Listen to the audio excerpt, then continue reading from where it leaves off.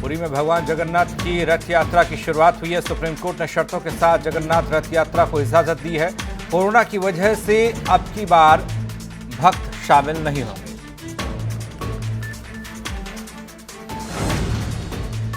Corona महामारी के चलते हज यात्रा को लेकर अटकलों पर अब विराम लग चुका है। सऊदी अरब सरकार ने बड़ा ऐलान किया है, दुनिया से कोई भी हज यात्री सऊदी नहीं आ सकेगा, केवल स्थानीय लोगों को हज करने की अनुमति दी गई है। योग गुरु बाबा रामदेव ने कोरोना की दवा कोरोनिल लॉन्च कर दी। ऐसे में आयुष मंत्रालय ने पतंजलि का दावा था उस दावे को नकारा। उन्होंने कहा कि ऐसी कोई जानकारी नहीं। साथ ही उत्तराखंड सरकार से भी कोरोनिल को लेकर जानकारी मांगी गई।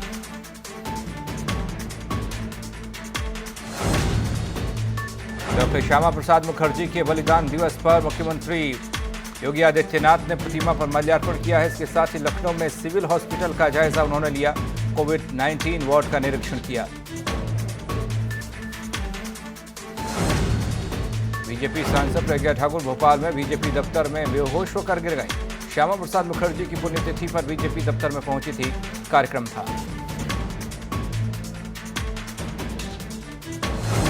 पिछले 24 घंटे में 14,933 नए केस कोरोना के सामने आए हैं। देश में कोरोना का आंकड़ा 4,40,215 जा पहुंचा है। अब तक 14,011 लोगों की मौत हुई है। 2,48,189 मरीज इलाज के बाद ठीक हुए हैं।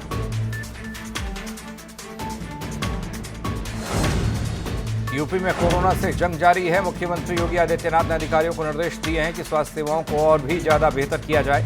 आगरा में 144 जगह हेल्प डेस्क बनाए जाएं। हर जिले में ग्राउंड लेवल पर काम किया जा रहा है, जिसे देखते हुए कोविड अस्पताल बनाए गए हैं। उत्तराखंड में 2,505 हुई कोरोना मरीजों की संख्या। आज 103 नए मामले सामने आए हैं। अब तक 28 मरीजों की कोरोना से मौत हुई है। अफ्रीकी महाद्वीप में सबसे ज्यादा संक्रमण के मामले दक्षिण अफ्रीका में हुए हैं, जहां 1 लाख से ऊपर केस की पुष्टि हुई है, जबकि 1,991 लोगों की मौत हो चुकी है। रोहित शेखर तिवारी हत्याकांड मामले में दिल्ली की साकेत कोर्ट से अपूर्वा शुक्ला को बड़ा झटका लगा है। दरअसल कोर्ट ने अपूर्वा की अंतरिम जमानत याचिका खारिज की है। अपूर्वा ने 2 महीने पहले अंतरिम जमानत की मांग की थी। महंगाई भत्ता और महंगाई राहत पर यूपी सरकार की तरफ से रोक लगाए जाने के आदेश को इलाहाबाद हाईकोर्ट में चुनौती दी गई है। हाईकोर्ट ने याचिका पर सुनवाई करते हुए राज्य सरकार और केंद्र सरकार को नोटिस जारी कर जवाब मांगा है। मामले की अगली सुनवाई 16 जुलाई को होगी। याचिकाकर्ता अनिल कुमार और सुरेंद्र राही की तरफ से दाखिल हुई है याचिका। उत्तर प्रदेश के नेता प्रतिपक्ष और समाजवादी पार्टी के नेता राम गोविंद चौधरी कोरोना वायरस से संक्रमित हुए हैं। तबीयत खराब होने के बाद उन्हें लखनऊ के मेदांता अस्पताल में भर्ती किया गया, लेकिन संक्रमण की पुष्टि के बाद अब उन्हें संजय गांधी पीजीआई कोविड अस्पताल में शिफ्ट किया गया है। लखनऊ के शक्ति भवन कोरोना संक्रमण पहुंच चुका है। दरअसल ऊर्जा विभाग के कर्मचारी की रिपोर्ट कोरोना पॉजिटिव आई है, जिसके बाद 48 घंटे के भीतर शक्ति भवन को बंद कर दिया गया। अब कोरोना पॉजिटिव मरीज की ट्रैवल हिस्ट्री को खंगाला जा रहा है। मऊ रेलवे स्टेशन पर ट्रेन की 10 बोगी को कोरोना केयर सेंटर के रूप में तैयार किया गया है। ट्रेन में 160 बेड की व्यवस्था है, जिसका इस्तेमाल जिला प्रशासन की तरफ से क्वारंटीन सेंटर के रूप में किया जाएगा। 59 लोगों को क्वारंटीन भी किया गया है, जिसमें से 20 की स्थिति ठीक होने के बाद उन्हें डिस्चार्ज किया गया। प्रतापगढ़ में साप्ताहिक बाजार में लोगों की भीड़ उमड़ी, जिसके बाद किसी को भी सोशल डिस्टेंसिंग का ख्याल नहीं रहा। ना तो लोग चेहरे पर मास्क लगाए हुए थे और ना ही कोई दुकानदार सैनिटाइजर का इस्तेमाल कर रहा था। इससे भी बड़ी बात यह है कि ये साप्ताहिक बाजार पट्टी कोतवाली के सामने मेला ग्राउंड में लगा हुआ है। तब भी पुलिस ने कोई संज्ञान नहीं लिया। आगरा के डीएम ने गलत खबर साझा करने पर प्रियंका गांधी को नोटिस भेजा है। 48 घंटे में 28 लोगों की मौत की खबर को झूठा बताया। साथ ही कहा कि 109 दिनों में 69 लोगों की मौत हुई है। 24 घंटे में खबर का खंडन करने के लिए प्रियंका गांधी से डीएम ने कहा है। दिल्ली सरकार ने कोरोना पॉजिटिव मरीजों के प्रबंधन के लिए नए स्टैंडर्ड ऑपरेटिंग प्रोसीजर जारी किया है। इस नए एसओपी के मुताबिक अगर मरीज का घर होम आइसोलेशन के लिए ठीक नहीं पाया जाता है तो उसको कोविड केयर सेंटर में एडमिट किया जाएगा। होम आइसोलेशन में रहने वाले सभी मरीजों को 10 दिन बाद डिस्चार्ज किया जाएगा। देहरादून में सरकार ने बड़ा फैसला लिया है। सेलाकुई में 100 बेड के अस्पताल बनाए जाने की मंजूरी दी गई। साथ ही 19 करोड़ रुपये उच्चीकरण के लिए सरकार ने मंजूरी दी है। वहीं 10 करोड़ रुपये पहली किस्त के रूप में जारी कर दिए गए। देहरादून में हंस फाउंडेशन के सहयोग से मसूरी विधायक गणेश जोशी ने उप जिला चिकित्सालय मसूरी को एक एम्बुलेंस भेंट की है। विधायक गणेश जोशी ने हंस फाउंडेशन की मंगला माता और भोले महाराज का आभार प्रकट करते हुए कहा कि कोरोना काल में हंस फाउंडेशन ने बढ़ चढ़कर सरकार और जनता की मदद की है। कोरोना संक्रमण से जूझ रहे पटना के एम्स में कोरोना पॉजिटिव मरीज ने पंखे से लटक कर अपनी जान दी है। घटना की पुष्टि एम्स प्रशासन ने की है। बताया जा रहा है कि युवक 15 जून को पटना एम्स में भर्ती हुआ, जिसके बाद जांच में कोरोना पॉजिटिव पाया गया था। इसके बाद युवक को आइसोलेशन वार्ड में रखा गया था। अंतर्राष्ट्रीय बाजार में कच्चे तेल की कीमतों में मामूली तेजी के बीच घरेलू बाजार में पेट्रोल और डीजल की कीमतों में बढ़ोतरी जारी है। आज फिर से दोनों ईंधनों की कीमतों में बढ़ोतरी हुई है। पिछले 17 दिनों में पेट्रोल जहां 8 रुपये 50 पैसे प्रति लीटर महंगा हुआ, वहीं डीजल भी 10 रुपये प्रति लीटर महंगा हुआ है। लगातार 17वें दिन पेट्रोल डीजल के दाम में इजाफा। ऐसे में नोएडा में कांग्रेस कार्यकर्ताओं ने विरोध प्रदर्शन किया है। कार्यकर्ताओं की मांग है कि डीजल पेट्रोल के बढ़े हुए दाम वापस लिए जाएं। साथ ही रस्सी की सहायता से स्कॉर्पियो गाड़ी खींचकर प्रदर्शन किया गया। लखनऊ विश्वविद्यालय में एनएसयूआई छात्रों ने प्रदर्शन किया है। छात्र परीक्षाओं को रद्द करवाने का विरोध कर रहे हैं। प्रदर्शन के दौरान पुलिस ने छात्रों को गिरफ्तार किया। उत्तर प्रदेश में जेल अधीक्षक का तबादला हुआ है, जिसमें लखनऊ जेल अधीक्षक पीएन पांडे नैनी जेल भेजे गए हैं। कानपुर नगर जेल अधीक्षक आशीष तिवारी लखनऊ जेल अधीक्षक बने हैं। बाराबंकी के जेल अधीक्षक आरके जायसवाल कानपुर नगर के जेल अधीक्षक बनाए गए हैं।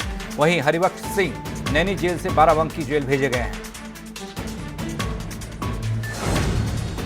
आगरा लखनऊ एक्सप्रेसवे पर फिर एक बड़ा हादसा हुआ है। दरअसल डिवाइडर से टकराकर तेज रफ्तार स्कॉर्पियो हाईवे पर पलट गई। गनीमत यह रही कि स्कॉर्पियो में बैठे 9 लोग बच गए। मौके पर पहुंची पुलिस ने घायलों को इलाज के लिए अस्पताल में भर्ती कराया। आगरा में शराब ठेके से 33 पेटी देसी शराब पर चोरों ने अपना हाथ साफ किया है। इसकी कीमत 20,000 रुपये से ज्यादा बताई जा रही है। सीसीटीवी में चोरों की हरकत कैद हुई है। उधर एलएसी पर शहीदों की शहादत के बाद देश में चाइनीज सामान का बहिष्कार लगातार जारी है। यूपी में घरों से चाइनीज बिजली के मीटर हटाए जाएंगे। इसके लिए पावर कॉर्पोरेशन के निदेशक ने निर्देश जारी किए हैं।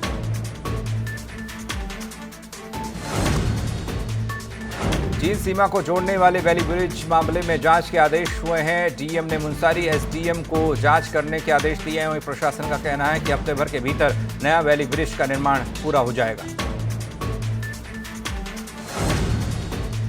रुद्रपुर के जाने माने निजी अस्पताल के स्टाफ में एक नर्स की रिपोर्ट कोरोना पॉजिटिव आने के बाद प्रशासन में हड़कंप मचा, जिसके बाद स्वास्थ्य विभाग और पुलिस प्रशासन की टीमें मौके पर पहुंची। अस्पताल को सील किया गया और अस्पताल में मौजूद डॉक्टर्स, स्टाफ और मरीजों को वहीं पर क्वारंटीन कर दिया गया। उत्तराखंड शिक्षा विभाग में वरिष्ठ सहायक सहित अन्य पदों पर प्रमोशन की सूची जारी नहीं होने से मजिस्ट्रियल कर्मचारियों में गुस्सा है। नाराज कर्मचारियों ने सीईओ कार्यालय परिसर में नारेबाजी की है, प्रदर्शन किया है। जल्द मांग नहीं पूरी होने पर 26 जून से कार्य बहिष्कार की चेतावनी दी है। रुड़की जेल के अंदर से एक कुख्यात का वीडियो वायरल हो जाने से हड़कंप मच गया। वीडियो में एक कैदी जेल प्रशासन पर खींचने का आरोप लगा रहा है। इतना ही नहीं, जेल में बंद कुख्यात बदमाश चीनू पंडित जेल प्रशासन के खिलाफ नारे भी लगा रहा है।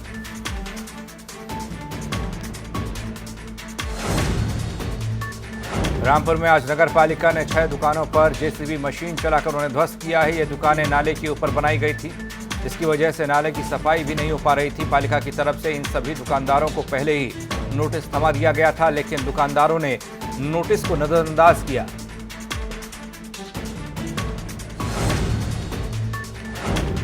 ग्रेटर नोएडा के समृद्धि अपार्टमेंट के रेस्टोरेंट में आग लग गई।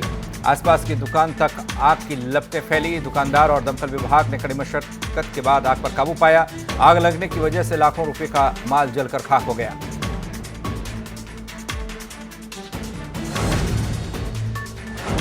फिरोजाबाद में फर्जी शिक्षिका को बर्खास्त कर दिया गया है। एक साथ 3 जिलों में नौकरी कर रही थी शिक्षिका के खिलाफ एफआईआर दर्ज करने की तैयारी की जा रही है। अनामिका शुक्ला प्रकरण के बाद स्कूलों में जांच जारी है। जांच के बाद शिक्षा माफिया में हड़कंप मचा हुआ है।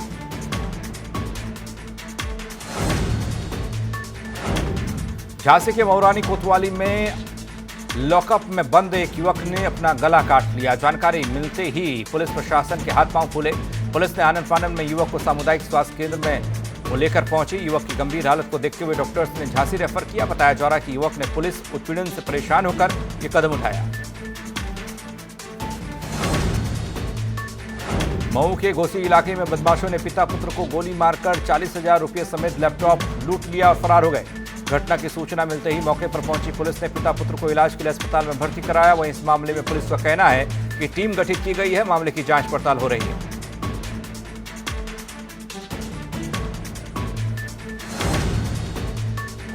आगरा में वीडीसी सदस्य के पति की हत्या का पुलिस ने खुलासा किया है और वारदात में शामिल 4 आरोपियों को गिरफ्तार किया है। पुलिस ने आरोपियों के पास से हत्या में इस्तेमाल किए गए हथियार और मोटरसाइकिल बरामद की है।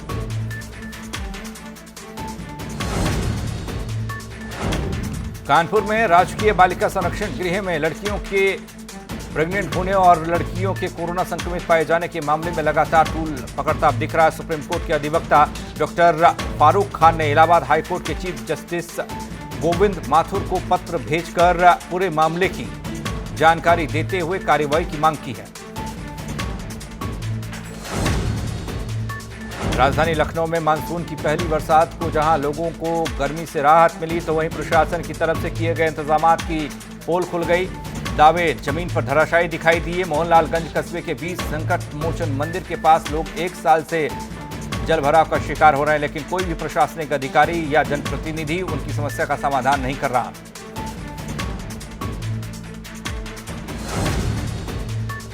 गाजीपुर में चोरी की कोशिश करने वाले एक लड़के की लोगों ने बेरहमी से पिटाई की है। पिटाई का वीडियो सोशल मीडिया पर तेजी से वायरल हो रहा है। चोर के कपड़े उतारकर हाथ पीछे बांधकर बेरहमी से लोगों ने चोर को पीटा।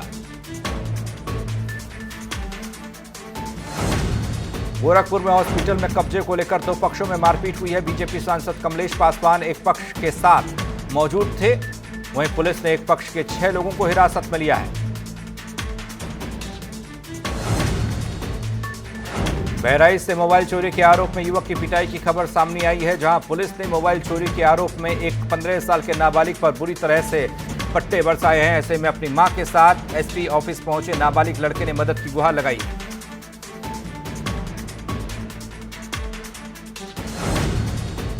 हाथरस की शासनी तहसील में छज्जा गिरने से 10 साल की मासूम की मौत हो गई, जबकि 2 महिला समेत एक बच्चा गंभीर रूप से घायल है। बताया जा रहा है कि महिला अपने पड़ोसी और 2 बच्चों के साथ छज्जे के नीचे बैठी थी। अचानक मकान का छज्जा उनके ऊपर आ गिरा। दोनों महिला और बच्चे छज्जे के नीचे दबने से गंभीर रूप से घायल हो गए।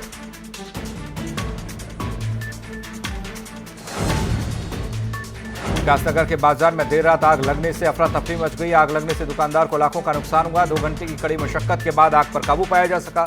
आग की वजह शॉर्ट सर्किट बताई गई। कानपुर में हेड कांस्टेबल का ऑन ड्यूटी आइसक्रीम का ठेला चलाने का वीडियो वायरल हुआ है। वसूली न होने पर आइसक्रीम वाले को परेशान करने का हेड कांस्टेबल का आरोप लगा है।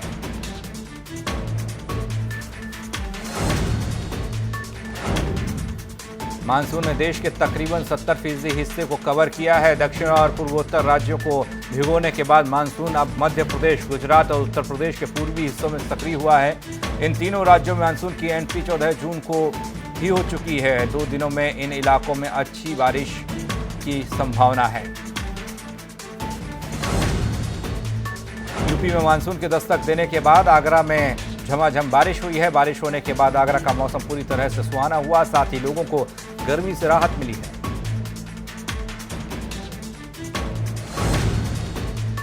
यूपी में मानसून ने दस्तक दी। बरेली में सुबह ही झमाझम बारिश शुरू हुई। बारिश होने की वजह से मौसम खुशगवार हुआ। बारिश के बाद लोगों को गर्मी से राहत मिली। कोरोना के बीच पाकिस्तान क्रिकेट टीम 28 जून को इंग्लैंड दौरे पर जाएगी। यहां उसे 3 मैचों की टेस्ट और 3 मैचों की T20 मैच की सीरीज खेलनी है। इंग्लैंड पहुंचने पर पाकिस्तान टीम 14 दिन क्वारंटीन रहेगी। हालांकि इस दौरान खिलाड़ियों के प्रैक्टिस पर किसी तरह की रोक नहीं है।